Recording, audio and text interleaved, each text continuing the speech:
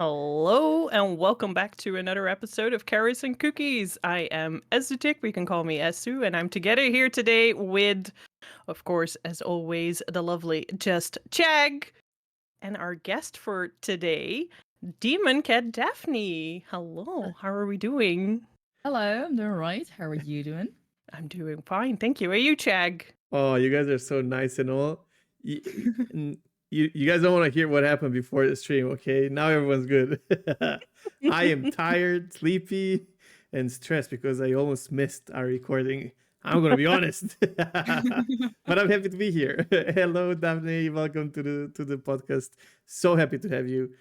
Happy We to be never here. we never really talked to each other, but I definitely know your content. And as we go on, we'll talk about it. But we did share it. Well, I don't know if we ever shared it at the same time, but we did share a huge Twitch category. I'm sure it's going to be mentioned. I'm sure it will. Very quickly, probably. Yeah, because today we have my guest, so the roles are reversed. Normally, I'm the one that says, I don't know you, but now you Yeah. get to say this unless we finally have a guest that we both know in the future. Who knows? Or we both don't know. Um, that being said, we do share one big category, but before we dive into that, let's give the floor to Daphne. Introduce yourself a little bit. All right. Well, I'm Daphne, more known as Demon Cat Daphne, over on Twitter, Twitch, YouTube, everywhere basically. And I am a variety streamer. So I used to basically only be an MMO streamer, but lately I've been very interested in doing all sorts of games, cozy games, a bit horror games, story games, puzzle games, just kind of name This sounds very familiar. Yes, it. it sounds like our story. And then I think it's because I don't know for you, but my main MMO was ESO, where I started. Yep. And you, Cheg? Well, my main stream MMO was ESO. I had a little bit of a different path towards ESO. I'm a Blizzard baby, you know. I grew up playing StarCraft and Warcraft, and then World of Warcraft came out, and Guild Wars. And then when I started streaming, and I was brave enough to dive into MMOs on Twitch. I was like, this is the one that looks good. Community looks pretty tame and awesome. And I don't know anything about this game, so I can let my viewers teach me about it. It was a good tactic, by the way. Oh yeah, that's kind of what I did as well with ESO. I Oh, kind of nice. started streaming it. I hadn't played ESO for so long that I forgot everything about the game, and then I got back into it. I was like, I'm gonna stream this so people can help, and Yeah. yeah, it worked. It it is a helpful community for sure. They want to see you like progress as they help you. So Absolutely. It's kind of funny because I streamed ESO as well, but for me, I already played ESO and I didn't come back. I didn't have to learn anything new. I was just like, I want to get to know more people that play this game that I like to play so much. So I started streaming from that mindset and just find people to play together with instead. yeah, I remember seeing that quite a lot. Like as like when you become a streamer and you start growing a little bit of a platform, and you have your regulars around, and you start. This is happening to me now in World of Warships, which is the game that I currently stream. Um, where you start seeing people from your community who never streamed, like starting to like try and slowly dip in, and then there's this little bit of I had this situation recently where someone was like, "Hey, Chag, you're awake? Can you just come and check if audio is fine on my stream?" And I'm like, "Wait, you're streaming?" And they're like, no, I just want to make sure I know how to help others when they stream. I'm like, dude, there's nothing wrong with trying to stream. Just, of course I'm going to come and check it out. You know what I mean? But people almost like are very, very careful not to step on your feet or anything. It's kind of, I would say cute, but like we're all grown-ups and everything. But it's nice, Yeah. Like, Yeah, very it's cool. always so it is definitely still a very tough balance, because especially if you don't know how someone will react. Even like some people are okay with Yep. you saying like, "Oh, hey, I'm a streamer too," in their stream or in their community, and some are very strict, and you aren't even allowed to mention anything streaming related. Check the So pulse, then I do it, definitely right? feel that. I just always say literally everyone and their mom streams, so Yeah, it's like you don't have to be like, some people do make it really weird and obvious, and they try to be sneaky about mentioning that they stream, but Yeah. they like in that way, in that sense, they make it weird. It's I like, think like there are many like proper ways of getting letting someone know that you're streaming. Like it can be yeah, done in such a proper way, and there's more than one. But I wanted yeah. to say, what happened? Esutick, what happened is like back then there were a lot of people in Elder Scrolls Online specifically who were starting their streams to try and make like a couple of people around them play and make some social experience with them, because nowadays MMOs are not MMOs anymore. I mean, that's just how it is. Like MMOs are literally being made so that they have to make sure that single player experience is good enough for people to stay, otherwise they're not going to make For a sure. living out of it. It's crazy. And then the end game is usually more social and whatnot. It requires more people. Yeah. For sure. Yeah. It's a bit Definitely sad, noticed but that same trend. but it is what Yeah. it is. It is what it is. Yeah. So you started streaming ESO and you changed to variety. How did that change came to be? Well, I funny enough, I went from variety to ESO and then variety again. With ESO, I kind of started noticing a little bit of a burnout, and I was just not having as much fun as I used to. I sometimes would just stand still in the game and just like chat, which wasn't really playing the game, and I was like, I can't keep doing this. Well, you just had to juggle the little balls. That's what people do. Yeah, but like I was not feeling happy, I'm and I kidding, was I'm like, it's if I keep doing this, I'm gonna get fully burnt out. I'm gonna sit here in like maybe a week, maybe a month, maybe a year, and I'm gonna sit here and I will either quit ESO like cold turkey, or else quit streaming, or you know. So I was like, I need to start doing something different. So what I started doing was incorporating other games. So initially, I would always start streaming with ESO still, and I'd just do like 2 to 3 hours of ESO, and then I would move to another game. You still could be kind of any game, and usually I would see like, oh, are people sticking around for it? Am I enjoying it? And if the answer to both of those were yes, I would keep streaming it. If the answer to I'm not having fun, but people are sticking around, I would simply not stream it anymore. People weren't sticking around for it, but I'd still enjoy it. I would just play it in my own time. So I was trying to find that balance. And then kind of that slowly became more also starting in different categories. Sometimes also just purposely starting and just chatting, even though I had the intention of playing games, just so that I could get used also being in the chatting category. And not really feeling that pressure to be in a game all the time. So yeah, that's kind of how that came to be with the variety stuff. I have so many questions about this because this is the breaking point for a lot of streamers. For sure. I experienced the same. Well, also my pride got in the way. So just like a brief. I don't know if you know. When did you start streaming Elder Scrolls Online? Roughly, if you remember. Let's say just December 2020. So way after I was long gone. Yeah. So when I started streaming the game, and I did not know, it's very, very short TLDR, didn't know much about it, let the community teach me. I created this welcoming place for people to just like chill and watch me learn the game, but then also allow them to join me. And there's a lot of scared people in Elder Scrolls Online. I'm sure they will not go to a dungeon, they will not go to a raid.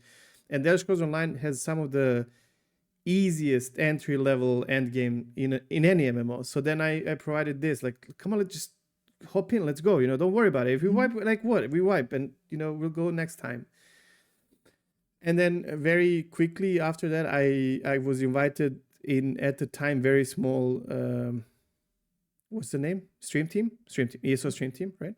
Okay. By Gina Bruno, who's amazing, still a big fan. She's like whoever worked with Gina Bruno knows, like, she's, by the way, I think she's now head of community team, if I'm not wrong, or something like that. And she inspired my future career, because I basically did what she's doing later on in another company. And I had to like call her and like, I'll send messages. I'm like, oh, thank you so much. It's a lot to do with you because of how nice she was with us, right? But then I got burnt out with the game a little bit. There were some things that I'm so used to in other MMOs that I just couldn't get past that in Elder Scrolls Online, but I still enjoy the community, and I always found a way to do something silly. It's an MMO. You can dig for a while, but then I had a problem with Bethesda's way of not really monetizing their game, but like how they did it, which I think now when I'm more mature and I worked for another company that when you understand, like there's a good reason why you have to monetize. Otherwise you're you're gone. You want to keep the project running and everything. But I didn't like it and I didn't want to stand for it. And I left the program. I think I was the first person to leave the program. And then a couple more people left with me, but I tried like staying there and streaming the game. However, man, the numbers, I was lucky enough, I would say, to have really, really high numbers in Elder Scrolls Online. Like we're talking 500 average, sometimes thousands, and then when I left the program and everything, even though I was trying to be positive about everything, it dropped like to like 200s. And then I tried playing other games and I was like, okay, so 14 is actually where I'm at. And Okay. this was, that was like such a rude awakening, because there's a lot, right? Like you build up to that point and you think of yourself as, oh, I made this, right? Like, and then you realize you could just lose it all like this. Not to mention the monetary part of it, of course. Like it's a huge difference here, like 500 average, compared to like 20 or whatever. So that smacked me. And then later on I found some other games and I managed to like get back on track. Never on that level again, but perfect in the place where I'm feeling good. And then I talk to other people, and whenever they get stuck into like in one game and they start feeling strangled by the game itself, because it's inevitable, like it's just inevitable, it will happen. Some people cope with it better, some worse. But the entire experience of switching to another game seems to be, honestly, it seems to be like career killer on Twitch very often. Yeah, I mean, I wouldn't say it was that case for me necessarily, because partially I'm also I'm obviously not at like saying that I didn't work hard or anything, but partially I am a pandemic success. I got partnered during the pandemic. During the pandemic, I was making money. I was like, oh, maybe I can do this full time. And as soon as lockdowns like ended and the world opened up more, people had other places to spend their money, and people had other places to be. Viewership also went, and it didn't help that I was also starting to do variety, obviously. But that is just very simply the case. And it's really hard not to let the numbers get to you sometimes. And that was definitely also a big worry of mine. But I feel like if you're ever feeling like you're starting to get burnt out on the game, gradually playing the game less is so much more doable than just quitting cold turkey.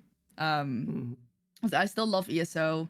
I still love the game. I still love the people that the people that I met through it. Like how I've been fortunate enough to meet some of the developers. Actually, speaking of Gina, when I was in the US earlier this year, we went up for a coffee, and because her daughter was already on school holiday, she brought her, and we ended up just like going to the zoo together. Nice. So it was, and it was like, I don't want to impose, but it was so lovely to hang out with her. She's, I mean, Yeah. she cares about, like, there's so many people in their program. She cares about everyone. It's just like she will. I don't know how this woman, like her day lasts 48 hours. I'm not even kidding. Like it's crazy. Yep. And you can have, no matter how much grudge you have with the game or whatever, no one's gonna talk, bad about Gina Brewer. Like she's like that person, Yep. I'm Exactly. almost teary, man. Like such respect for her. Like it's crazy. Yeah, no, and like every single person I've met from I've met Rich Lambert, CJ, I've met wait, Finn. important question. Have you met Rich's dogs? That's what I care about. Because I met him. So the first time I met him was actually about almost exactly a year ago at Gamescom. I ran into CJ, Finn, and Rich at the Xbox Bethesda booth, and then I saw them like I think the next day at the ESO Tavern, which was really cool, really lovely. And then, funnily enough, this past week at Gamescom, I happened to run into Matt. Yes, I saw Nice. I was like, that. okay, like I was walking past, was like, wait a minute. Not I know into you. Todd. Todd was actually there too. Yeah, I didn't run into Todd. Like He was kind of busy obviously he's in still around he was on in the space right now. Like, Yeah, no, doesn't have time for so I did see him like live. He did present a bit of Starfield at the opening night live, and then also at the Starfield first like few preview minutes at Gamescom itself. He did present something else there, so that was really cool seeing him live. Obviously, I didn't get to talk to him or anything like that, but just like getting to walk up to Matt and be like, oh hi, I'm definitely like from the ESO stream team. Oh, they know. And he like initially was like and then it kind of like clicked. It's like, oh hey, that's really cool. They know. They know. After working for a dev studio for like a year and a half, devs are watching your streams, guys. Like, trust me, Yeah, they they are are. watching your streams, and they get emotional about it, and all Yeah, the stuff. they They're are. happy, they laugh, they feel bad about what we're saying. All the Yeah. emotions. Devs are humans. I Yeah. think that's my favorite part about conventions, mainly Gamescom, because at Gamescom, if you have a trade visit tickets, you can actually make appointments to meet with devs and publishers. And I think that's my absolute favorite part about any convention. And like maybe even about streaming itself is like being able to have a chat with the devs about their games and seeing Yeah. them in person, because it just, that just makes me feel great. Okay, so Yeah. that takes the entire. Okay, all of us have some of this experience. This is something a lot of streamers never experience. That's why I want to just bring it up slightly. If you're either lucky enough or know what you're doing and you do the things right, or if you're lucky like me that I ended up working in a studio for a game that I love, is like one of my favorite games of all times. Now my stream is full of devs all the time because they're my friends. Like, we just hang out together, and sometimes I have to protect them from my chat, but that's okay. They know. But like, this brings your stream to another level, regardless of the numbers. I remember the first time I had a dev in my stream, it was like 10 people. I got a game on Humble Bundle. And it's like it's a 2D platformer about spaceship crashing on another planet, whatever, And I tweeted, I got this key on Humble Bundle, I'm gonna stream. And 3 devs from Czech Republic appeared in my stream, and I streamed like for 4 days and I cried and everything. And then such a great feeling. And they were there. They didn't care about how big my stream was or anything. Like, super genuine, experience of. So you obviously have this experience, Daphne. I know Esu was working with Bethesda Netherlands. That's how I know Daphne. I've Yeah, seen that's Bethesda, literally exactly. how I've we seen met. Bethesda in your streams as well. Yeah. Had some puns with them and whatnot. It was always good. But this just makes it more worth it for a streamer to keep doing what they're doing and to keep working. At least for me, it really motivates me big time. Yeah, it's kind of like that recognition, like, hey, we see you. Yeah. Absolutely, that's one of the coolest things there is to like get a dev to acknowledge your work and just like maybe say some positive words, or sometimes even reach out like, hey, what did you think? Like, what is your opinion on the game? Because they're also often looking for feedback.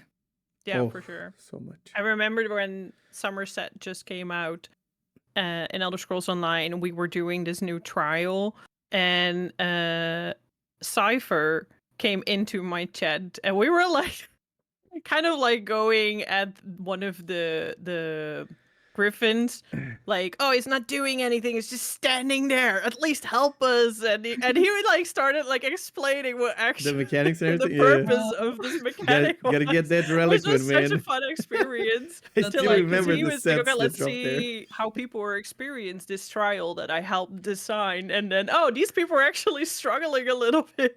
Let's help them out. Can you imagine being a dev and making this huge puzzle and then just going to Twitch, after work and on big screen, like having. So like, let's see who getting is chills. suffering.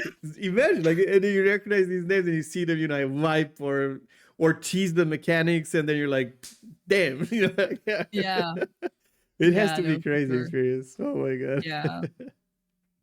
But yeah, no, like kind of like looping back to the whole ESO like to variety thing, the whole number thing as well. It's like, yeah, it's I feel like streaming in general, it's always like in waves. Your numbers always go up and down, and in a way it's luck. In a way it's current world environment. But in a way it's also kind of how you deal with it yourself.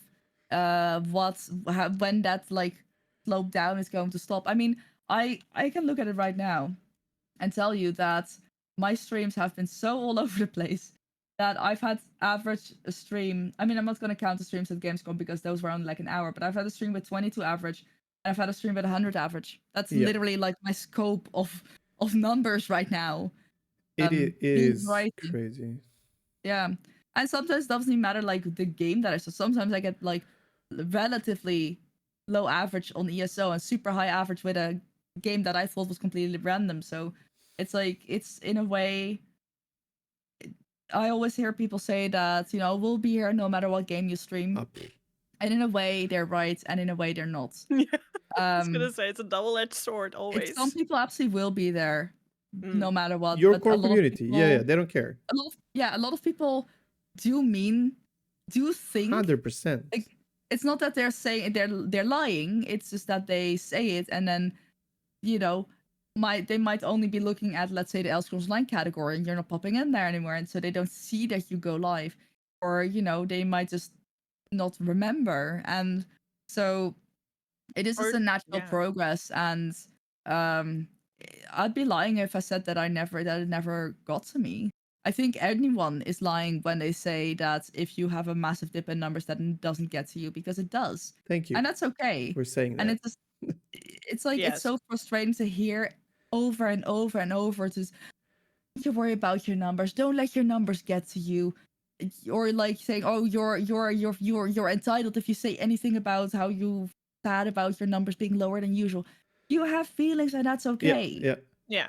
I do agree. It's what you do with it after that counts. Exactly. Yeah. And like, I do think that sometimes, like, now my numbers start going up. Very random stuff, like whatever. Now I start like turning off the view count as well. Like, I don't wanna know. Like, I don't wanna. And then at the end, I'm gonna check all my numbers and everything, because this is what we're doing. Like, what else? What else? How do I know if I'm doing good or not? And then it gets to you, of course. And it's very much the case of like, yes, turning off the view counts, obviously, for me also best idea ever. Sometimes I do kind of periodically check. Do you know that you can hover over and just see the that's what I do. That's what I do. Like, sometimes I hover over, just like check on a specific moment, like, okay, is there like, you feel something's different in chat, and that's when you usually check. Right? Yeah, but also sometimes I feel like I check thinking that maybe I can explain it, but then sometimes it's also not explainable because I agree. I've turned it off completely, so I don't have it in my dashboard. I have it nowhere. And I do this because I know myself, and if chat is quiet, I'm going to seek validation. So I'm going to see, okay, chat is quiet, nobody's watching me. I need to now see my view count to confirm if nobody is watching me.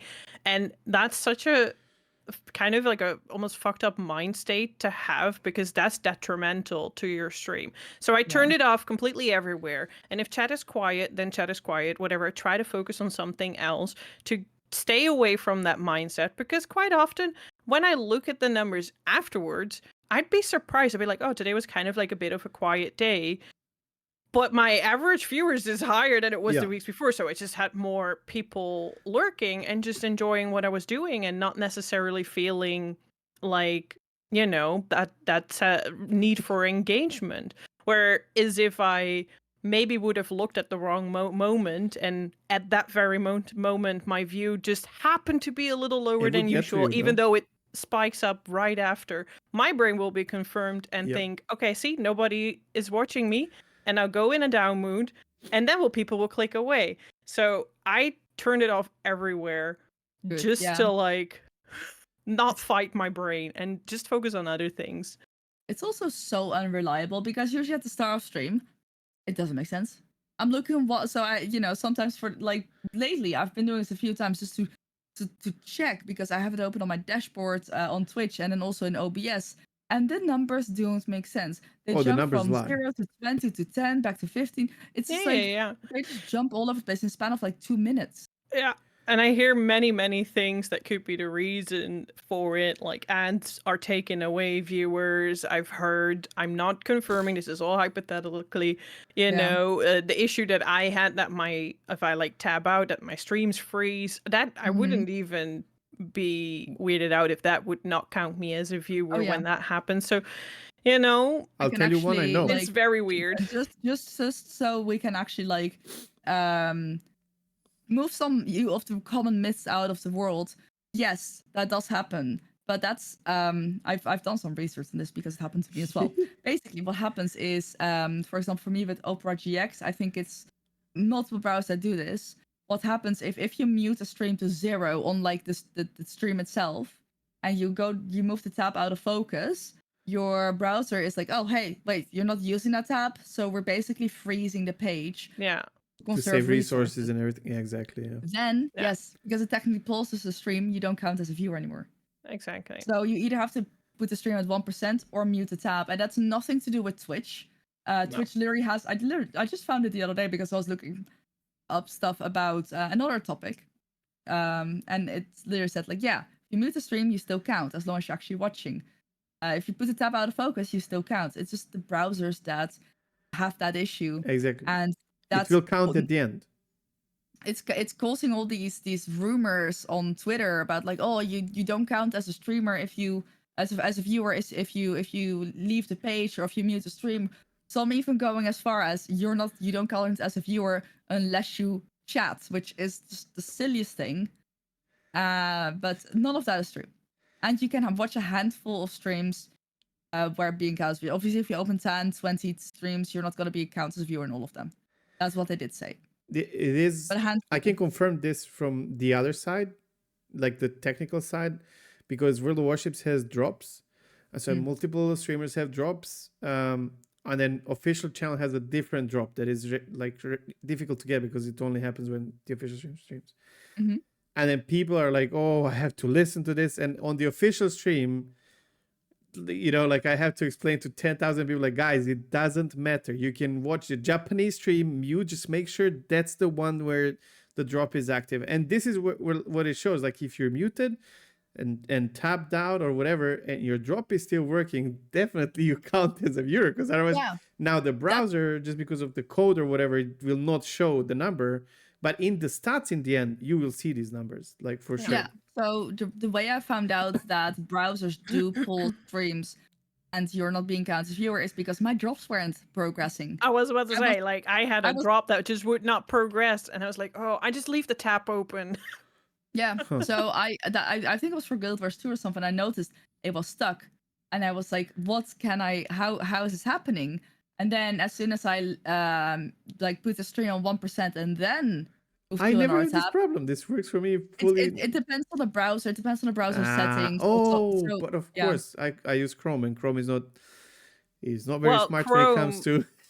Chrome has an option now where it can save your resources with non-active tabs. If you have that on, it will do that. So exactly. It's on by default. So if you don't know that happens. So I now, because I had this discussion with you, Daphne, not too long ago, because I was having my, ad rent, and you mentioned it, and I actually looked at my settings, and I was like, oh, and ever since then, ads actually run, and I can tab out, not have to deal with that. Yep. So it's just one of the very quirky things of Twitch, I guess. Well, not even Twitch, it's browsers. Yeah. But yeah. No, it's And then people hear something, somewhere, some streamers, and then they know that's the truth, Mm-hmm. And then it spreads like crazy on Twitter and Reddit, and especially Reddit and whatnot, like because it's just because it's like if I say anything, let's say if I sit here and I tell you guys about something like that, and I'm going to assume that if you trust me well enough, you might believe what I have to say, even if it's complete bullcrap. And as you might say to someone else, like, "Oh, Daphne, Demon Cat Daphne, I heard that this is a thing," and then that person maybe trusts you, and they're like, "Well, surely Esu must be right," and then that's how it happens because that's how it's really That's what I've had happen to me as well. Like someone comes to me, or like even in my Discord goes like, "Yeah, I've heard that this and this is the case from this stream," and I'm like, I think that streamer heard it from someone else. Like, I trust them as well. Like, I know them, they're great, Yeah, but yeah, yeah. I just think that they didn't do their research How dare you because say something bad about my favorite streamer? Hello? Right? yeah, no, That's but true. it does kind of work that, and that's why whenever someone approaches me with things like that, I will always try to fact check whenever Yeah. I can. Yeah. You know, what is the source? And it's like, I hate to be one of those people who's like, oh, give me your source, but you kind of need them Yeah, yeah. sometimes. The problem is sometimes things make sense, but Mhm. they're actually wrong, and then you end up Yeah. just not having this need to fact check or whatever, and and you end up spreading it as well, right? Like, because it just makes sense, and then it's just wrong. Oh my god. Yeah. I do think it all comes from being frustrated about something and Oh yeah, yeah. not really getting the right clarity from maybe the sources we want, and then venting that frustration in whatever the closest thing seems logical. And then that must be it why. Yeah, and you know, that all comes back to, once again, the viewership. Like, I could go on a tangent complaining like, oh yeah, you know, like Twitch has changed something, so if you mute the stream, like, some people, and God, I'm trying to, like, it kind of sounds horrible to say it like that, but Just some say it. people This is really why we do want this. to not take any accountability. Yep, Like, it's usually us. There's no. It's just usually it's us. It's very well, simple. it's usually a combination of things. Like, of course, it's, you know, if you change your content, yeah, people Yeah. might leave because, but And they also and they just, don't hate you. Like, this is what I have to oh, stress. exactly. Like, if I go back now to Elder Scrolls Online and I stream for 8 hours, I bet you there's gonna be like 100 people there, or maybe even more over the course, being like, "Oh my god, are you back?" You know, like, they will come back to you. They like your content. They like you. You just, the problem is, especially in MMOs, you play that game, and in order not to feel alone, you have someone else play the game on the other screen, right? Yep. Now you feel like you're both playing the game, even though you have no connection with the streamer, right? Or you're like out tabbing when they react, like laugh about something, or scream or whatever, to see what happened. But the moment they're not there, right, as you said, then you find someone else to play your game with. That's simple. They don't hate you or anything. Well, okay, you can do something wrong and people can just like turn away and go, or like it doesn't have to be wrong, like they might just disagree with you, and that's okay. But in most of the cases, when you lose numbers due to changing the game, unless you're like one of these staples of variety gaming, which I hope you'll find yourself among these, like, I don't know, for me, Jesse Cox, for example, the old what was the name? Total Biscuits podcast. All of these guys, like, they're just, whoa, mind-blowingly good. But they started on, Justin TV as variety streamers. Yeah. It's so difficult nowadays to grow as a variety streamer, even if you just start as it, because you just lose this people who are sticking with you. It's just so difficult. Yeah, and even just in general, it's so hard to grow on Twitch right now. It's like, I never in a million years expected that I'd get partnered. I never in a million years expected that I'd, be able to work with so many amazing companies. But it's like, gotta keep in mind, especially with variety, it's so you so tough to find like your core audience that builds up really slowly, if at all, because it's tough. If you're going to be streaming a big category, you might never be discovered, because who is going to scroll down thousands, maybe hundreds or thousands of streamers to find new people? Not very many. No. And it's like, I'm not saying like don't give up or don't do it, but like, you have to always be realistic. Yeah. You can't just, like, I've had people come to my stream like, oh yeah, like, yeah, I what kind of camera do you think I need, because I want to start streaming and I want to make money, and I'm like, yikes. Don't stream. I don't for think that that's reason. why you want to start. No. Yeah. Like, if that's your way of thinking, if you want to grow, like, be a massive streamer, you want to make money, that's not how it Just works. stop a lot right of the there. time. Yeah, it's like, just don't. Like, I will even tell you, please don't buy a new camera. Yeah. Maybe buy a new money. mic. Yeah, maybe buy a new mic, but buy one of those 60 € ones that Yeah, sounds exactly. perfectly fine for a starting streamer, because you don't need a big 1,000 € setup only to probably quit over in a month when you realize you're not making money. And you won't. I mean, unless something crazy goes, Yeah. in the first couple of months, you just won't make money. And if you're not enjoying it for the sake of enjoying it, then You're gonna be it's out gonna of be it very real rough. quick. Yeah. Yeah. This Yeah. also And it's changed a lot. Like you always had to do something else, not just turn on the stream. Maybe like at the very beginning, you could have personality, you turn on the stream and just in TV, or just early days of Twitch, and that's it, because that was already something different. But then when I started streaming, which was like 7 years ago or more, you had to do something different. And so if I remember correctly, we like started roughly at the same time. Yeah, I'm 5 years in now. Yeah. Well, yeah. So back then you had to network. Like that was the thing. Like you would do your stream, and then you would roam around your category and find other people. Now again, that was like right and wrong way to do this. For me, I would always find people who I really really enjoy. Actually, like I would enjoy their content, stay there for a while, and then eventually become part of their community. And then I would talk about them in my stream, because I want if I like them, there's a chance that my community likes them. And then someone from my community will tell them, oh, but I found you through Cheg. And they will be like, who the crap is Cheg, And it worked for me really well. Nowadays, I think you still have to do this, but it's much more difficult and brings so like way less to the yard. Now you have to mix and match other platforms. I don't see any other way you can do it. No, the discovery on Twitch, it's getting a little bit better, but it's still quite rough.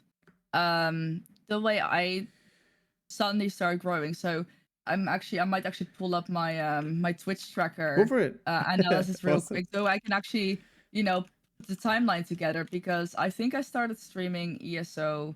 I think it was before the end of 2020, but I think what happens in like yeah, so I started streaming way before. I started streaming it. I know exactly. I started streaming it on the 8th of April 2020. That's when I started. That's when I did my first ESO stream. Because I have like an anniversary for it. Nice. But yeah, so then I started, I still streamed a lot of different things. And then December came around, and someone had offered, I think I hit 1,000 followers, and someone had offered a bunch of golds to give away my stream.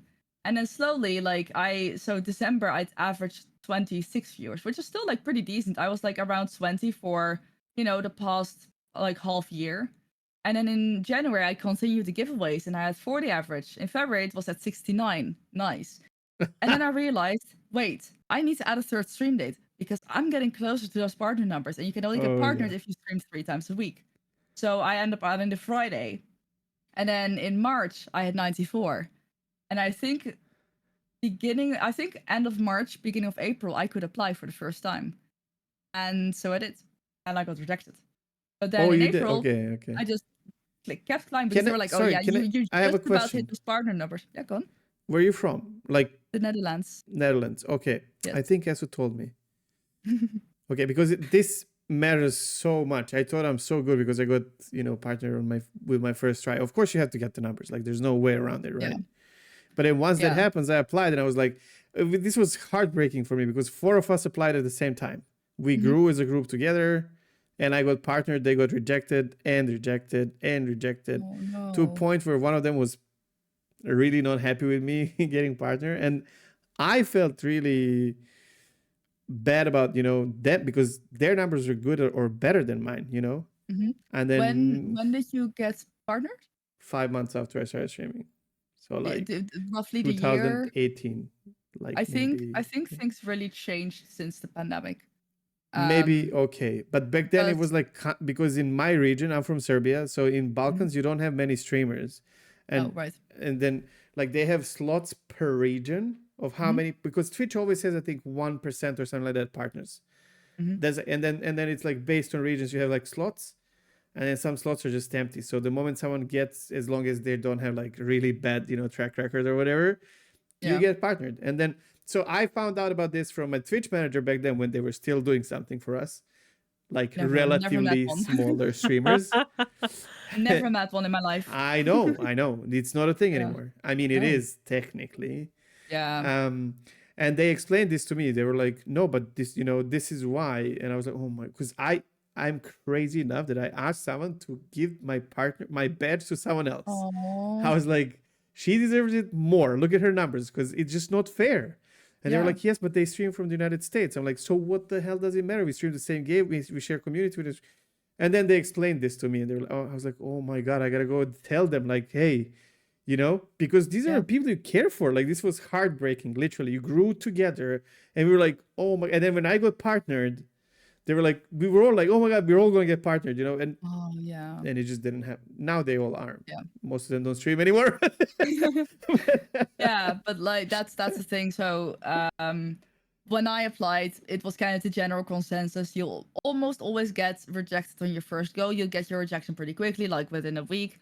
And then what they'll say is, "Oh, you're on the right track, but we just want to make sure you're able to maintain the numbers. Not that you hit that threshold Yeah. and then immediately go back down to like let's say 30 or even 50." So in the next month, I kept going that way. I grew even more. And then in April, end of April, beginning of May, I applied again, and I got partnered. I think on the 11th or the 12th of May, 2021. Nice. Very nice. It was very good timing, because the month after I participated in the oh gosh, I forgot, World Plays ESO. I don't know if you saw that the event. I don't know. Yeah. I haven't So seen it it, was- but I heard about it. It was Yeah. basically 10 weeks of streamers covering different areas of the game. So we started with the base game, then Morrowind, and so forth and so forth. And I Well, it wasn't was part of the something similar to what you did, Esu, like somewhat. Right? With Somewhat. Bethesda. Yeah, Like different but games this, and like this was okay, this was okay. a very big ZeniMax organized, I believe, right? Yeah. So it was ZeniMax organized. I wasn't part of the ESO stream team yet. So I think it was Julian who reached out like, oh, do you want to, be part of this? Because, it's like World Plays ESO. We're trying to put the world into World Plays. And I was like, oh, yeah, sure. Sign me up for all 10 weeks. Nice. Didn't realize that was not really the point of it. And I was supposed to pick 1 or 2 weeks. And Okay. Enthusiasm. yeah, so I had like over double the average of that's normal in like June, July, and a little bit of August. It was just absolutely nuts. And then right back after, I dropped back down to my usual 100, 150. But yeah, so I know for a fact that if I had applied for partner during that huge boost, They would tell you that it's bloated. Yeah, it's the same thing with like you can't apply for Twitch partner if you have embedded views. I don't know if that's still the case. They might have gotten rid of that. The embedded views just don't count. So they have a way of seeing it. Yeah. Because they allow embedding, which basically was one of the reasons I left also that category, because it was impossible to, like, even some names that I never expected turned into embedding at the time. And at first I was disappointed. I'm even thinking about going with the names because I have completely different mindset now, but I'm not going to do it. Never mind. But some big streamers like have, everyone knows Alcast, right? Like he has his huge, right? And I don't this think is he like, streams anymore, right? I don't know, but back then he was the top, right? He was like first, and then in my time we were streaming at roughly the same time. I would be the second one, and then I wouldn't leave, and then Ninja614 would be the second one. But for as long as Alka streams, he's top one, and then he was sharing his embed with Fangrush. So these are all like really good streamers, by the way. For those who don't follow or did not follow his shows online, I'm not like, and this was well-deserved embed in a way because they did a lot of work on making builds for the community, and I'm not like very, very high running websites, exactly, like Fextra Life and stuff. Exactly, like Fextra Life. By the way, Fextra Life, if you guys ever see it and you see that their numbers don't add up to their chat, if you ask whoever is streaming for Fextra Life org at the time, they will tell you our views come from our wiki page. This is not real. I will say they have been under fire quite badly on Reddit the past week. Oh, for sure, because people don't like it. I'm not in the loop. But look, Twitch allows it. They've been accused of vote botting on vote manipulation on Reddit.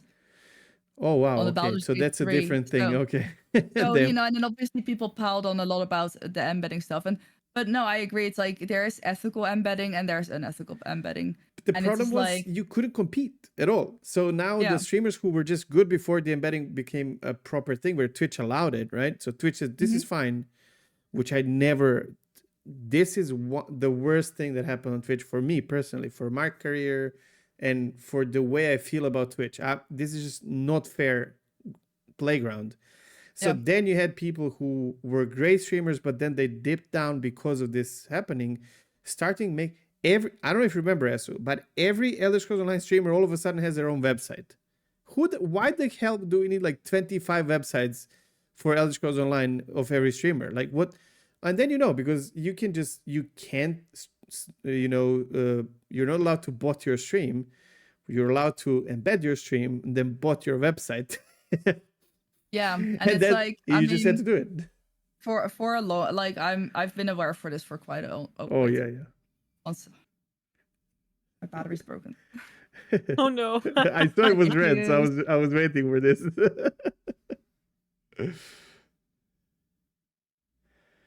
She's back. Okay, no, yes, I'm back. So no, that should work. But yeah, no, I've been aware of like the whole embedding thing for quite some time, but there's also a certain, I'm just gonna be open about it here because I don't think I'm necessarily saying anything bad, but there's a certain like kind It's of allowed. fear of calling it out. Like, I mean, obviously, if you don't stream ESO anymore, you don't have that issue. But I for a long time and still a little bit, I'm like, oh, but what if, what if there's any retaliation? What if I, like, people start talking shit about me because I complain about embeds? What if, a lot of people still don't seem to be aware and they still seem to think that it is all legit, and it's just like there's certain fear attached to that. Like, what's I'm by no means a big streamer, but what if I will be kind of blacklisted in the whole ESO community just because I say, hey, embeds are kind of shitty, So Even though it's longest your time- opinion and you're allowed to have Yeah. that. Even though it's true, but it's still, true. like for the longest time, when I was still only streaming ESO, I did not, or mainly streaming ESO, I just didn't dare to say anything because I was genuinely afraid of, losing valuable friendships and connections. Yeah. No, I've it's so made. tricky.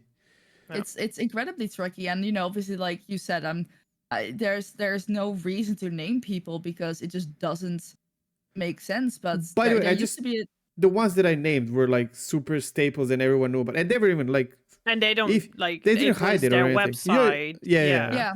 But Yeah, they would that even was tell the you legit, like yeah. exactly. I will say, like before, I mean, if Fangrush as an example, I never realized he embedded until I saw it added. The Twitch pulled the API now. I wonder why. But you used to be able to check how many viewers someone had versus how many users in a chat room. So you used to be able to check the difference. Not anymore. And then once I saw the difference, because people stopped paying for ad revenue because they Exactly. realized they're not getting their money's worth. yeah. It's ridiculous. But once I checked, I think it was Fangrush, and I was like, whoa, okay. Yep. It just I kind know, of was honestly. it was a wake up call, and in a way, like it also made me feel a bit better about myself. Because like, oh Yes. wait, okay, this isn't like real. Like there's no way for me to ever be able to hit those numbers because they're not real. And it's like, once again, nothing against people. Like I think there's a few really good examples of people who do really well and like really well with embedding. Like I know there's one streamer who puts their embed on their website. I think it's automatically paused, so you have to still physically click to watch the stream. And I think, that's one of the great things about it. But yeah, it's like something that bothered me for a while. Because like you said, you can never get to the top if there's in a certain time slot like 3 or 4 people with embeds. Such good streamers were leaving the category because of this. Because they couldn't stream anymore. And it just breaks my heart. That's genuinely something that I've nearly cried over because I've just felt so sad that the category was like I don't want to say in shambles, but it was kind of like becoming a broken category because people were leaving because they just, you can't compete with the embeds.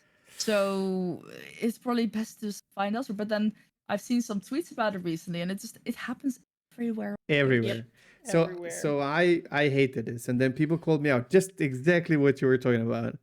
But Etsu knows me, like I don't care. I talk about anything I want on my stream, and I don't care because I will allow myself to be wrong, right? And then I will call myself out for it. That's fine. But if I know something, I'll talk about it. So people didn't trust me about it. So I said, okay, I found a friend who is doing web design for like Macedonian national news website. And I was like, guys, I'm gonna embed myself for 10 days. Do you remember, Esu? Like Mhm. I went from like having 20 to like having 300-400 views constantly. And people would come to my stream and be like, what is going on? I embedded my stream into the news. And it To was prove funny the because you point. would raid, and you would raid with like 20 people. Yeah, exactly. That's why Yeah. usually like you would see people who embedded. They do got hosting now, but you would see people who embedded. They wouldn't raid, but they would host. And I Yeah, remember once I actually because you would saw see right away. It's so that I once saw a streamer host someone with like, you know, like 1,000 people, and I knew that person embedded. So I messaged the streamer that they raided and was like, hey, listen, I just want you to be aware that that host was really massive. It's not going to reflect on your view count simply because it's not real. And I it's just want you to be crazy. aware of that. It's not that, you know, they've raided with that many people, but it dropped off real quick because you're not fun or whatever. It But it's gets to literally because you. those Oh my people don't god. exist. There has even been a while, I've been actually a victim of it, where people would do this just to bully streamers. So Oh, 100%. people, like, so you had like the follow button and everything, but you also would have people just like hosting you with these empt hosts to make it seem and get the community all hyped up that you were being hosted by huge numbers. And then a minute later, your viewer count would still be the same, and your community would be like, what just happened? And I actually Yeah. had this happen. Like, someone sent me a Oh, screenshot of like, no. you've just been hosted by 200 people. Where are they? And I'm like, yeah, that's just a bot. I'm not even paying attention to it. But like, they just literally did that. I don't know for what purpose, but you know, that it was even becoming a thing. That's That being said, I do honestly. want to like change the course a little bit because Mhm. Time you flies, eh? said I might not be a big streamer by all means, but I do want to say you have become a very successful streamer in the sense of like variety has really opened a lot of opportunities for you. You have been able, like you said yourself, to work with some amazing brands and even managed to get an actual game item. Oh yeah. I was waiting for this to come. For this moment. So yeah, Yes. you've got a beautiful, beautiful pickle on your shirt already. Like, would you like to tell us a little bit about your pickle story and about how that became an immortal thing in one game? Yeah, so I feel like my whole channel is basically just a meme. The pickle also started out as a meme. Basically in 2019, literally just after I started streaming, I was like, TwitchCon happened. I was like, whoa, that looks amazing. I want to go. So lots of my friends encouraged me to make a goal to be able to go to TwitchCon 2020. So I did. And I said, if first and foremost, if I hit that goal, I think it was like I lived in the UK at the time, so it was about I think £2,000. If we hit that goal, I will slap my friend that pie Brandon with a pickle because he hates pickles. Okay, I did not see this coming. Okay. She's got amazing stories like this. Like, honestly, one I of the thought first things I know about this, and this is why I was like, I need to follow her, is because she yeeted a chair. Oh, I did. I did eat a chair. I did. oh my god. Also, Anyways, I'm sorry. no, it's I thought you were fine. gonna say But you yeah, eat pickles on stream or something, but then this no, is completely different. I still haven't slapped him with a pickle. I still haven't. Oh no. It's really sad. One day it will happen. It has to But happen. yeah, so I Yeah. got a pickle emote in my chat, which is like one of those stock images. So obviously you couldn't use that for merch or anything. Yeah. Also, Nicolas Cage is here because I said at like halfway to goal, I'll buy a Nicolas Cage suit. So that's like a hoodie and sweatpants with like his face all over it. So that's why Nicolas Cage became a thing. So like I said, literally my entire channel is a meme. But yeah, so the pickle like thing just kind of continued. Pickle emote. It's to start being part of my brand more and more and more. And then I don't actually remember when it started. I had pickle on pizza before, but at some point for like a cooking stream, like I had chat votes on what toppings, and I think they put pickle on pizza. And after I started to do variety, that's like you said, it's been really funny because my viewership has definitely gone down since doing variety, but the amount of opportunities that I've gotten has gone up so much more. Also in terms of like sponsorships. because they see like, oh, I do different things. Yeah. So Yeah. I at some point was approached by Sega, and they were like, Oh hey, my God. Okay. 2 Point Studios want to do something fun and put some streamer items in the game, like like you like have us do that. You can kind of choose what you would want yourself, like just give us a theme and the art team will work on it. So I actually sent them this image. I was like, okay, do something with pickles. Be creative with it. And I think they just looked on my Twitter because I hadn't told them about the pickle pizza. But I think they looked on my Twitter and I saw it. And I just get this email back and I was like, oh, let me know what you think. And I'm like, oh my God, that's so good. So they just added a little pickle pizza poster in 2 Point Campus. Oh, So anyone good. who plays the game can buy it. I think for like 25 or 50 kudos. You can unlock it in the game and you can place it all over your campus. That is awesome. Yeah, I actually know so how this feels. I'm lucky enough. it- I'm a character in yeah. the game as well, so it's That's so cool. but Yeah, it it's just, like it one of just the gets coolest to you. feelings, It's so right? crazy. Yeah. Yeah. You can't. So- There's so my old nickname was Bearded Cheg, and there in the game that unfortunately kind of died, but it used to be called Pagan Online because it had like an MMO kind of element, but now it's like pagan old gods or something like that. And there's like a boss in the arena.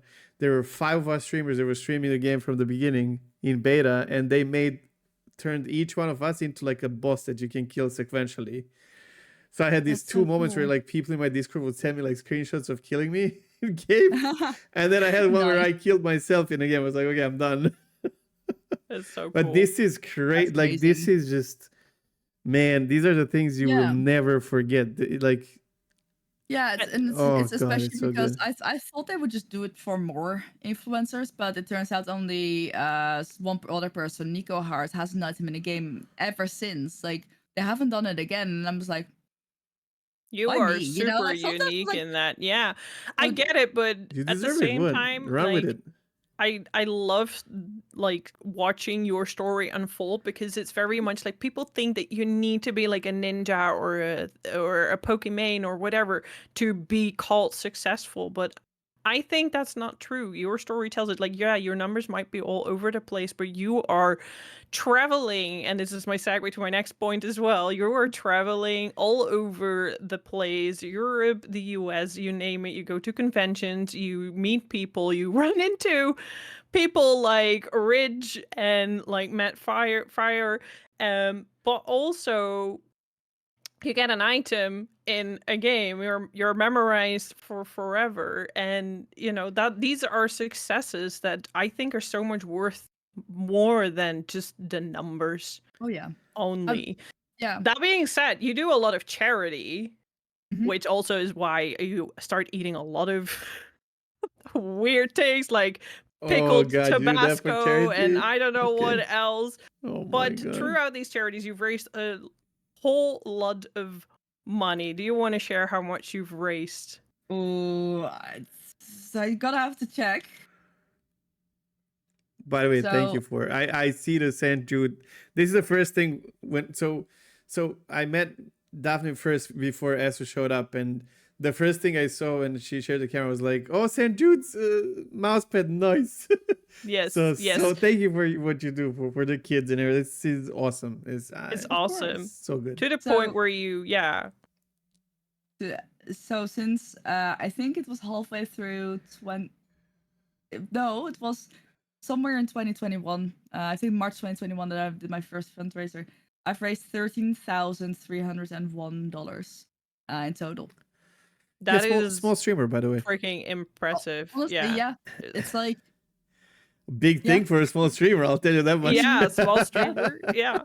Yeah. Again, successes, they I'm don't not always buying a go small streamer into anymore. yeah. This is huge. it's really funny because sometimes I see people with 10 viewers Oh yeah, yeah. raise more than people with 200 viewers. Yeah, yeah, yeah. It yeah. all depends on how, not obviously not just on what you do, but how your community, like what kind of thing. It just depends on so many things. But yeah, no, it's been amazing. This was my 3rd year fundraising for St. Jude. I was actually once again a me moment. I was invited to the St. Jude Play Live Summit earlier this year.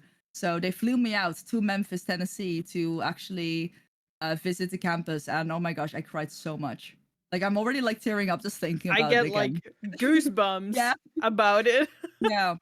Obviously, we didn't get to It's see the awesome. patients because COVID is still a very real thing. Yeah. But we did get to visit the campus and talk to people who work there and actually talk to former patients. And it was just absolutely beautiful. It was genuinely probably the most special experience of my life. Like Gamescom is the coolest thing ever, but nothing will beat the feeling that, you know, You helped. yeah. You Yeah, helped. because That's it's Yeah. it's something that you simple. do that Yeah. And creates a that's future for someone else. and Yeah. seeing that in person, you don't often get that with charities. Actually No. seeing Yeah. what impact you've had in person is just. I was actually, funnily enough, a little bit burnt out on charity streaming before I went, and I was like, okay, I'm gonna try to make some things happen to make it fun, but nothing too big. I'm gonna set my goal modestly in a way, in like what I think I can do in a week of fundraising. Because And then how many fundraisers a year do you have like a target for yourself? Like this is how many fundraisings I want to do, or like how many did you do in the last year, for example? So it really, really depends on a lot of things. It kind of depends on what I'm invited to, how much time and energy I have. Last year I went a little bit ham with it. Yeah, And you did a lot. I did a lot to the point where I was like, okay, this year I gotta calm down. I can't do nearly as much as usual You because get normally hooked on it, huh? It's not easy. I was about to say, did you calm down? I don't really get the idea that you. I really feel like when you at feel good about all. something like that, you get hooked on it. Like it's not easy Yeah. to not do it anymore. Yeah, but it's like it was very much I realized that I wasn't fulfilling some rewards that I had, I was like I got to be realistic. I just got to tone it down and make more like smaller goals, less wild milestone rewards because there's just things that I can't do. And yeah, I mean, I think for a lot of the things I've had just like a goal of $100 here, $100 there. Sometimes it's ended up just being a lot more again, and yeah, it's just like I think here the thing is as well, like no matter how much you've raised something. Is how I feel about these things. Everything matters. But I have an amazing community behind me, and like legit, there's been such amazing things happened with that. So I think I've calmed down a little bit. I've definitely since May was since youth. I was initially going to do like a charity weekend or week, so 2 or 3 streams of charity fundraising. But then being at the summit, I got so inspired. I was like, I want to go for the full month, and I want to, still make sure that I have things that are doable that I can do. Yeah. But Because you got some crazy goals sometimes. I mean, it's better to Do you have want like to a name a few that you normal like goal really and then had like trouble Yes, to fulfill eventually? I always start my fundraiser at $100. But I already have like prepped up to at least $1,000. So I raise the goal every single time we hit it. I raise it by usually to like 250, then 500, then 750, and then 1,000. So I would always make sure that I have at least up to 1,000 prepped and ready. But I always start at 100 and then I raise it per like milestone because I personally feel like that's more doable for people. As part of like the craziest milestones for charity, probably I've done an IRL zoo stream. I have the chair eating was actually part of it as well. Because if I raise a certain amount of money for charity, I would be able to get a Noble chairs. Not this one, but I have an office downstairs, and I had a really ugly wooden chair. So basically, if you look up the chair emoji, the wooden chair emoji on like I have Yeah, this. like that's that. basically the chair that Yeah. I had, and I was like, oh yeah, if we reach this, I will grab this wooden chair, and I was like, I'll take it to a safe place, and I'll actually try to throw it as far as I can, which wasn't that far, and people complained about that on YouTube. Like I posted What the video on can YouTube, be like, helped. no, but you didn't throw it very far. I'm like, yes, Like the chair behind me. basically. Yeah, basically That's the like that chair. yellow thing that I Yeah. was worried was gonna be your new office chair. Yeah. Yeah, so actually I threw a chair and then after that obviously I picked it back up and I got second life. Of course. I have actually gotten a charity tattoo as well. So this wasn't necessarily a No, it was a set in stone milestone. I think it was for this one, I believe. Was it? I think so. But I said that if we hit 25,000 total raised, I think it was for my last charity of 2022. I said if we had hit 25,000 total raised, I will get a tattoo, and I had a poll attached to that, so people could vote on 3 different options for the tattoo. Okay. And I was already getting to plan to get a tattoo anyway. I already had my appointment locked in, and funnily enough, that tattooist was like, "Oh hey, if you hit that goal, I'm happy to do this for you." And I was like, "Cool, awesome." So we hit that, Nice. and I was like, "Hey, listen, we hit the goal. The poll won like massively by a mile. My neighbor Totoro. Have fun with it." I was like, "I'm not even going to give any references. He knows my neighbor Totoro. Yeah. He can make something cool with it." So it ended up being this.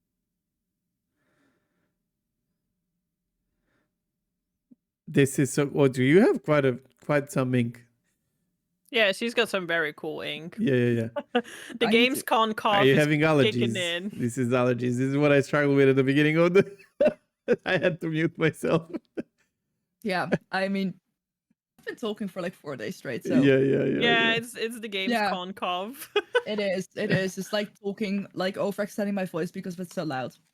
Also, in front of PSW.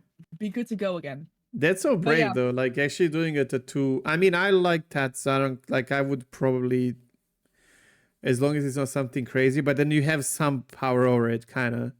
Mhm. No, so You let them choose, but you narrow down the choices, right? And yeah. and then as long as it's not like on my face or something. Yeah, no, I had right? like these 3 options where my neighbor Totoro, a gift, or I forgot what the third one was. That's fine, but But yeah. you had the say in this, which is really important. Yeah. I mean, Like I would still. never just say it because they would all vote for a pickle. It would be a pickle or a tear, I guess. That's it. Yeah, because the funny thing is that I know someone who works for like Noble Chairs, and he always introduces me to people as the person who has 3 Noble Chairs. I'm like, yes, I do. The second chair, technically the second chair used to be over on this side before I got a cat. But yeah, I've got the Doom chair, the Elder Scrolls Online chair, and the Fabric chair. Nice. I have written Noble Chairs on my forehead before though.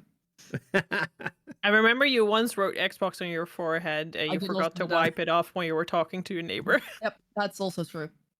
So this kind of started also, once again, a meme. Back when this chair was announced, I said on stream like, "Oh, hey, Noble Chairs, if you want to, send me a chair, I will write Noble Chairs on my forehead."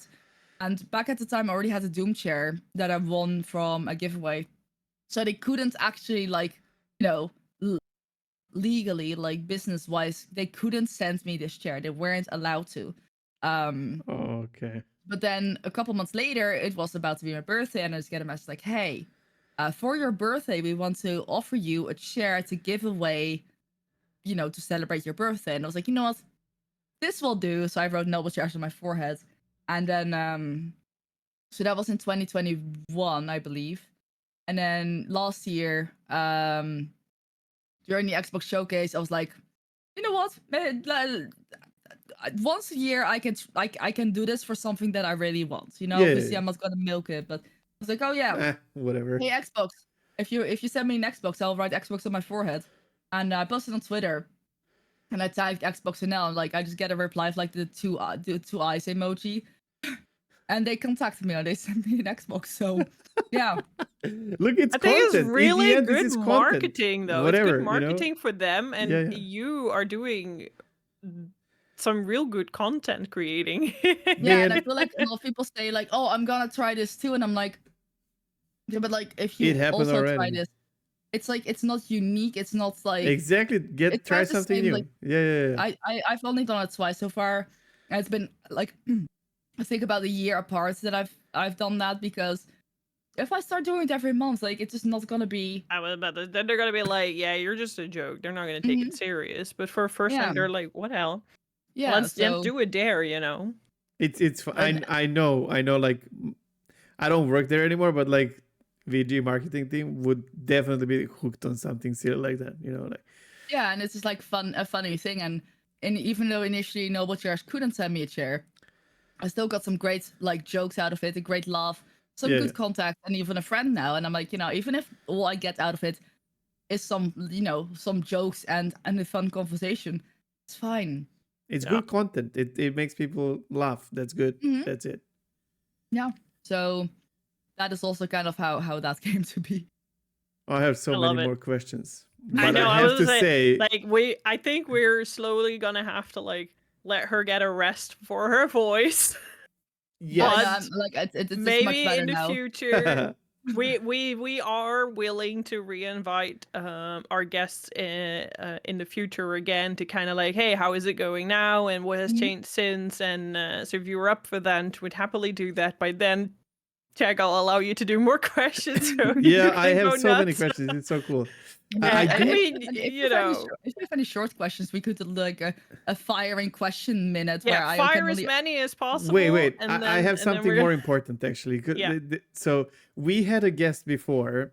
They're still in our. So we have this little Discord where we invite people to do the podcast, and we always tell them you're free to leave or you're free to stay. It doesn't really matter. I think it's nice because it's content creators just like willing to share their story on the podcast and whatnot. And then we had a guest, Grumbles the Dwarf. And I'm gonna mention him because back when we had him, I don't think he talked about this. I remember, and Esu, correct me if I'm wrong, but what Grumbles does, because you do a lot of charity, and I want to just, and you mentioned, number 69, and you said nice. So this guy, first of all, he's hilarious, and he does a lot of like, so he streams variety of the games, but except for World of Warships, he will role play in most of them. And over the course of a couple of years, he's now playing with the biggest, role playing names in the industry, and he's just really good at with his character. Like he has set of characters, and so at the end of every month, he'll choose a different charity, and 69% of all the earnings he will donate to the charity. And I just found that like to be a really interesting connection with what we talked about today. That is so It's funny. so cool. It's so cool. A super humble community, of course. If you do this, you are going to end up with a very, very humble and nice community, right? So it just makes sense, right? Yeah, especially with like charity, because you essentially are giving up part of your potential earnings for a charity. Yes. Because obviously, if someone's going to donate to charity, they might not spend as much on a streamer, and that is something you also do have to keep in mind if you have bills to pay. It's no guarantee that if someone spends 50 euros on charity, they would spend 50 euros on you otherwise. But it's definitely something that I did notice that during the time that I did love charity, like my income would like drop a bit, which is fine. I'm aware. It's not a bother. It's not a struggle for me. But yeah, it's something you got to keep in the back of your mind. Exactly. Yeah. Doing charity, you do gotta always be, it does show that you are happy to give up part of your income. Yep. Well, it's the same. Like when I talked to him about this, it was the same. Like you have to understand that you have to be able to go through. If you're a full-time streamer, make sure you can stream next month. Then, then do what you can if you can for the others. And I mean that just makes sense. When the plane is crashing, mother first uses the mask, then saves the baby. You know what I mean? Like you have to keep it running. I mean, it's real. You got to keep it running in order to help, or do other things. Yeah. Okay, tell us one more time. Also, I'm going to ask you to send all the info to me in Discord, but just tell us because you're everywhere. Tell us your favorite ways of people finding you, or just go tell us everything. Like just tell us where and what to expect. So I usually stream on Twitch on Wednesday, Friday, and Sunday at 2 p.m. my local time, which is 1 p.m. UK time. Over at twitch.tv/Demon Cat Daphne.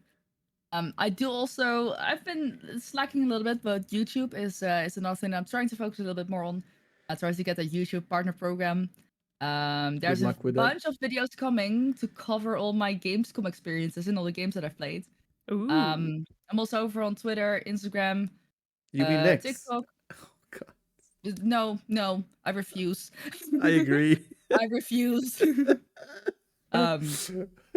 But yeah, basically on all of that. I did park my names on some other new live streaming website, but I'm not. Who has the time to stream on all of those, right? I know, right? Right?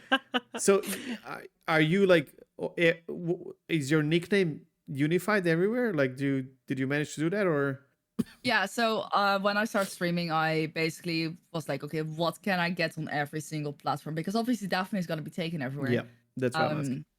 And the show's going to look for something shorter, but Demon Cat Daphne seems like it's Okay. just not a name that someone else has thought of. So, And so don't far, start taking it now, people. no, I mean, I've already parked an OnlyFans just in case someone tries to like impersonate me on there. Smart. Nice, very nice. Yeah, It's smart. very It's smart. clever. One Oh, people do website. that, by the way. People do that. Yeah, no, exactly. It's not a That's joke. why.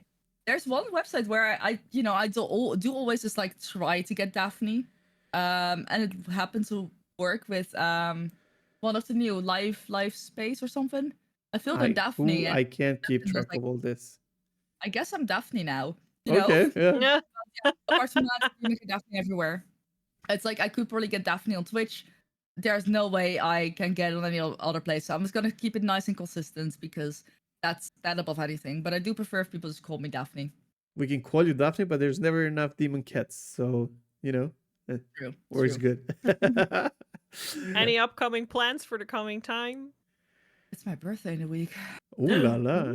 We gotta show I up there. think you said this episode might come out on my birthday, right? Yep. Next Monday. Yes, it must. Well, for you Yep, that's guys, my birthday. it's not next Monday, but when we're recording this, it is. Yes. Yeah. So we gotta make sure we show up in the chat. birthday Gotta wish stream. some happy birthdays. Yeah. It's either gonna be Saturday, Sunday, or Monday because I might go and get a tattoo on Sunday or for a flash day. Otherwise, my stream will be Sunday. If I do get the tattoo on Sunday, it will be either Saturday or Monday. Awesome. I am going to another convention in September, and then it's just Starfield. That was about to Yes, ask. let's go. Are we all What going convention to are you stream? going? WASD live in London. Ooh, very So nice. it's kind of like compared to Gamescom, especially, it's nice and small and just catching up with lots of people. It's very fun. So Very nice. now we have to convince Esutick to stream Starfield as well. I Because am two already of going us. to Taylor stream Starfield. Oh, it's done. We're like, this is now set in stone. It was but it was never not an. Oh, I thought not you were an like- option. No. Okay. So see you all in space. It's just Let's I don't go. know where I'm going to get the game because I Oh, okay. I see. I have sent in requests, but I do have Xbox Game Pass, so I'm playing. Oh yeah, it is an Xbox regardless. Game Pass. Yeah. I was told that I'd get a code at Gamescom. They were like, "Oh yeah, we'll get a Q code." I'm like, I got it. But I have it. That's all that matters. Yes, yes. nice. I will let Esu end this one. I just want to tell you thank you so much for being with us. It's such a pleasure, and it's every time we do this, we learn so much about ourselves as well through other folks who go through same struggles or some new ones for us. So For sure. much for sure. appreciated. Hope to see you again here or somewhere else, and I'll just let Esu take us How out am of I here. even supposed to end it even nicer than this? You already said all the beautiful things. No, I really appreciate you having me. Before we started, I literally said, "Yeah, it's probably gonna be like an hour and a half, so that's okay. I don't think I could go any longer." And here I am, just like probably could go for another 2 hours. Yeah, Oh, this we is can- funny we- because this happened This is always a last thing. time as Oh well. my Yeah. God. Because But we it's- all it talk kinda- a lot, I'll just have to come back. Sounds like a deal. Sounds like a very good deal. I think that's the best way to Wait, is end that it. deal with the Daphne, devil? Cat?